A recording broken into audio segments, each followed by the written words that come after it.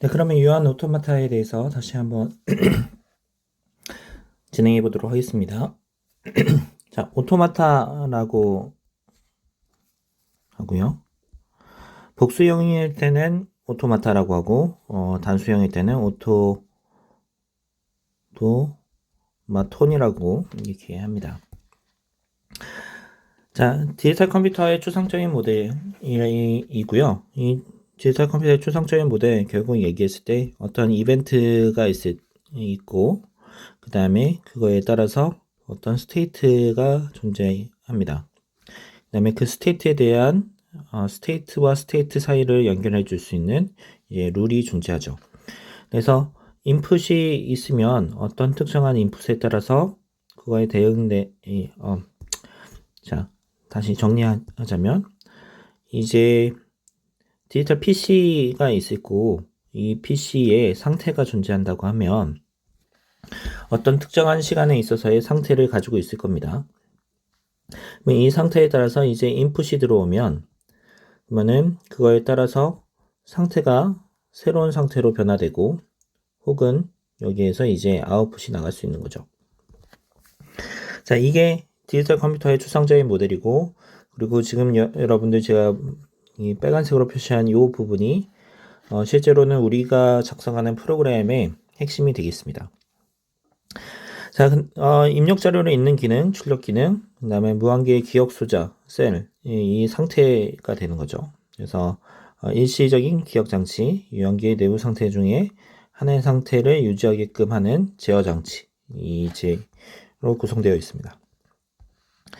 자, 이 유한 오토마타 자체가 PC로 대응될 수도 있고 프로그램으로 대응될 수도 있고 뭐 여러 개로 대응될 수 있는데 결국 우리가 이 유한 오토마타를 배우는 것 자체가 어떤 데이터가 들어왔을 때 그러면은 그거에 대해서 인식할 수 있고 혹은 변환하는 것들을 이제 오토마타로 표현할 수가 있습니다. 자, 인식기에 대해서 이렇게 보면 입력된 결과에 대해서 오토마타가 인식하거나 혹은 기각하거나 자, 우리가 컴파일을 한다고 했을 때 문법에 맞는 소스 코드가 들어오면은 그게 컴파일 다음 단계로 넘어갈 수 있게 되겠죠. 근데 문법에 에러가 있으면은 다음 단계로 넘어가지 않고 컴파일 에러를 발생시키죠. 그래서 이 개념하고 동일하다고 보면 되겠습니다. 자, 그래서 기능적인 측면에서 인식기의 경우에 있어서는 입력된 데이터들에 대해서 오토마타가 인식하거나 혹은 기억하는 이짐 기호를 출력하게끔 되어 있습니다. 언어 변환기는 주어진 입력에 대해서 대응되는 새로운 문자열을 출력하고요. 변환시키는 거죠. 그 다음에 상태에 따라 출력을 내는 무어기계, 그 다음에 전위에 따라서 출력을 내는 밀리기계 이렇게 있습니다. 자, 그러면은 오토마타는 결정적 오토마타하고 비결정적 오토마타 이렇게 두 개로 구분되는데요. 자, 결정적인 오토마타, 디터미니스틱 오토마타와 넌 디터미니스틱 오토마타가 있습니다. 여기서 정의 이렇게 있는데요. 결정적 디터미니스틱 오토마타는 한 상태에서 입력을 하나 받았을 때 다음 상태가 유일하게 결정되는 경우가 이제 디터미니스틱 오토마타고요. 넌 디터미니스틱 오토마타는 한 상태에서 하나의 입력을 받았을 때 다음 상태가 두 개 이상인 경우를 나타냅니다. 이 그림 그리면 뒤에 나오겠지만 어떤 상태가 있어서 A라는 인풋을 받아가지고 S 프라임으로 이렇게 이동했다고 했을 때 그러면은 모든 스테이트에 대해서 이게 이런 게 하나의 인풋에 대해서 다음 넥스트 스테이트가 딱 하나만 결정되는 경우 그래서 모든 스테이트에 대해서가 중요한 거죠. 하나라도 어, 하나라도 상태가 하나의 상태가 하나의 입력을 통해서 여러 개의 넥스트 스테이트로 매핑이 되는 경우에 있어서는 non deterministic 하게 되는 겁니다. 자, 이렇게 되는 거고 자, non deterministic은 개념이 이렇게 되어 있습니다. 그래서 보면은 A라는 인풋을 받아서 입력을 받아서 스테이트가 S1 프라임으로 갈 수도 있고 S2 프라임으로 갈 수도 있는 거죠. 그래서 결정적인 것은 하나의 상태에서 다음 상태로 할 때 결정적으로 판단할 수 있는, 혹은 하나의 이벤트로 결정되는 경우를 이제 결정적 디터미니스틱하다 이렇게 이야기하고요. 하나의 이벤트 혹은 데이터를 통해서 두 개를 가니까 이거는 비결정적인 거죠. 그러니까 S에서 A를 받았을 때 다음 상태로 그냥 결정할 수가 없는 겁니다. 추가적인 정보가 필요한 거죠. 자, 그래서 유한 오토마타를 이렇게 보게 되면요, 좀 더 우리가 사용했던 정의, 언어 이론을 기반으로서 좀 이야기를 하면, 어떤 알파벳 셋 시그마가 존재했을 때 이 시그마로부터 만들어지는 문자열의 특별한 것을 받아들이는 것, 처리할 수 있는 것, 수학적으로 정의한 모델이 되겠습니다. 그래서 이게 이제 오토마타가 되는 거고, 그 다음에 그 시스템에서 변화할 수 있는 상태의 개수가 유한계인 것을 이제 유한 오토마타라고 합니다. 자, 되게 어려울 수 있는데, 잠깐만요. 결국은 이제 상태, 자꾸만 튀네요.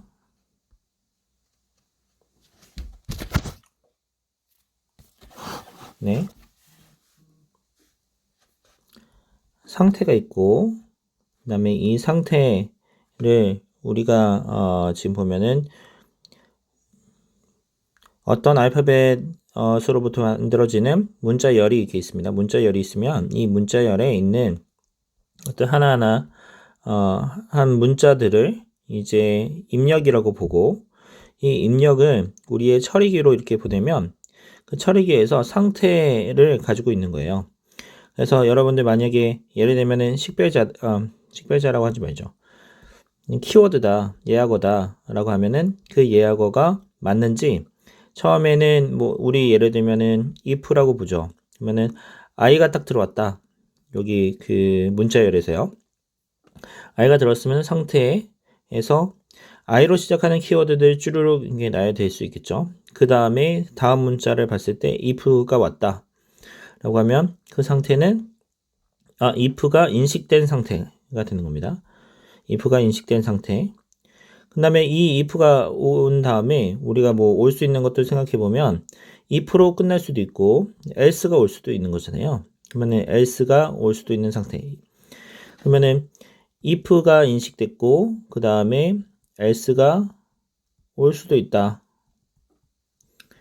라는 이러한 규칙이 있는데, 이 규칙을 우리 수학적으로 표현한 겁니다. 그게 이제 여기에서 말하는 수학적 모델이 되는 거죠. 조금 개념적으로 어려울 수 있는데 우리 조금 더 한번 보도록 하겠습니다. 자, 그래서 이 컴퓨터 분야에서 사용되고 있는데 플립플롭에 대한 거, 하드웨어를 표현하는 거, 그 밀리머신, 무원머신 이런 거를 이제 표현할 때, 우리 회로를 표현할 때 이것들 많이 사용되고요. 뭐 포멀 랭귀지에서도 사용하고 컴파일러에서도 유용하게 사용하고 있습니다. 특별히 이 소프트웨어 엔지니어링 쪽에서도 많이 사용이 되는데, 특별히 소프트웨어 엔지니어링에서 우리가 검증이라고 이야기하는 분야가 있습니다. 소프트웨어 베리피케이션이라고 하는데요. 거기서 이제 많이 사용되는데, 그냥 개인적으로만 설명해 드리면, 우리가 원하는 프로그램이 정말로 동작해야 되는 그 요구사항들이 있을 거예요. 그 요구사항들을 이제 어떻게 하냐면 모델로 표현하는데, 이 모델이 이제 여기서 얘기하는 오토마타입니다. 자, 그러면 이 오토마타가 있을 거고 우리 프로그램이 이렇게 있을 텐데, 이 프로그램도 우리 오토마타 형태로 표현할 수 있다고 얘기를 했습니다. 자, 그러면 이 오토마타로 표현이 되면 이 오토마타가 만들어낼 수 있는 랭귀지를 만들 수 있어요. 랭귀지를 이렇게 만듭니다. 랭귀지. 오토마타도 이렇게 랭귀지로 만들고요. 자, 그 다음에 이 요구사항에 대해서 이제 요구사항과 프로그램이 만들어내는 랭귀지 셋들이 이렇게 있으면 이거에 대해서 우리 그 합집합, 교집합 이런 연산을 수행하는데요. 특별히 여기서는 이제 어떤 형태로 사용을 하냐면 이 랭귀지 집합이 이렇게 있고 그 다음에 여기 프로그램 집합 있잖아요. 이 랭귀지 집합 요구사항을 R이라고 해보죠. 그러면은 L, R 이렇게 되는 거잖아요. 자, 이 L, R의 여집합을 구합니다. 여집합. 우리 많이 했죠.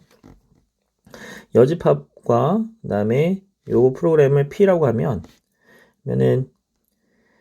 L, P에 대한 교집합을 구하면 어떻게 되냐면 우리가 원하지 않는 이 요구사항이었잖아요. 요구사항이 만들어낼 수 있는 랭귀지였고 이 랭귀지에 여집합을 했으니까 요구사항을 만족시키지 않는 패스가 되는 거죠. 그 이벤트 시퀀스가 되는 거죠. 요구사항을 만족하지 않는 시퀀스가 되고 그 다음에 이 LP는 프로그램이 만들어내는 시퀀스죠. 시퀀스에 요 두 개의 교집합이니까 요 결과를 딱 도출해내면 프로그램에서 요구사항을 만족하지 않게끔 않는 시퀀스를 도출한 거죠. 자, 이렇게 해서 우리 소프트웨어의 버그를 찾는 거를 이렇게 합니다. 자, 이게 이제 그 소프트웨어 엔지니어링에서 유한 오토마타를 사용하는 것입니다. 자, 우리 컴파일러에서는 이제 어휘 분석기를 이제 하는데요. 자, 표현을 유한 오토마타의 경우에 있어서 그 표기법 자체가 이제 수학적으로 표현할 때 알파, 베타, 감마처럼 다른 심볼들을 사용해서 표현할 수도 있고요.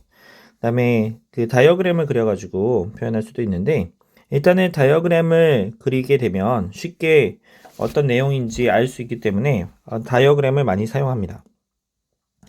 Formal Representation 앞에서 수식 기호들을 사용해가지고 표현할 수도 있다고 했는데요. 뭐 우리 논문 쓸 때 보통 이렇게 많이 합니다.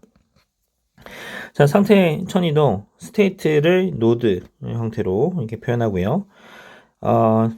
트랜지션 펑션이라고 하는데 이 델타로 표현합니다. Q, A 이렇게 하고요. 자, 이게 보면 Q, A를 하나의 원소로 해서 P로 대응되는 거죠. 그 다음에 이 P로 보낼 때 이 레이블을 A라고 하는데 이 레이블을 A라고 하는 엣지로 표현한다 이렇게 되어 있습니다. 이게 보면은 말이 되게 어려운데요. 실제로 이렇게 보게 되면 우리 중학교 고등학교 때 배웠던 수학이랑 동일합니다. 우리 함수 fx는 y 보통은 이렇게 표현하지 않고 y는 fx 이렇게 하죠. 자, 이거 우리 어떻게 이야기하나요? 이거 얘기할 때 어떤 집합 x가 있고 그 다음에 y가 있을 때 여기 있는 원소 하나가 이렇게 대응된다 이렇게 얘기를 하죠. 자, 그럴 때 여기에서 스몰 x는 대문자 x 요 집합에 속하고 스몰 y는 대문자 y 이 정의역과 이 공역이죠. 그래서 이렇게 표현이 되는 건데 요 정의도 마찬가지입니다. 이게 여기서 할 때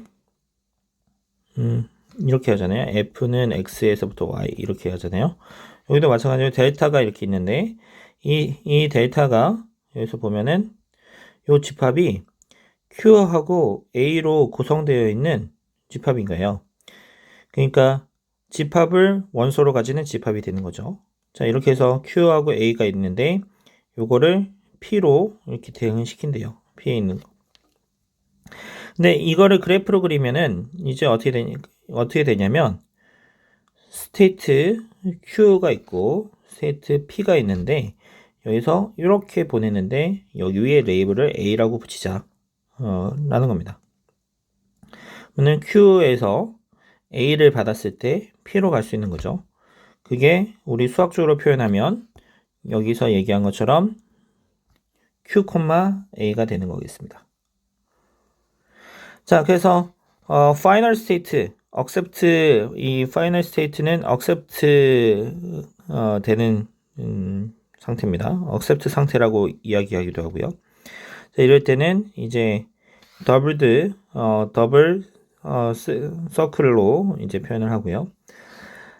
시작 상태는 시작한 선으로 표현하는데 이게 뭐냐면 이런 식으로 여기에 그 연결되는 상태가 없이 이 화살표가 스테이트로 딱 들어오면 여기서부터 시작할 수 있는 거를 나타냅니다. 자, 정규 표현 A 플러스 B의 스타 A, B, B를 인식하는 유한 오토마타를 표현하면 다음과 같습니다.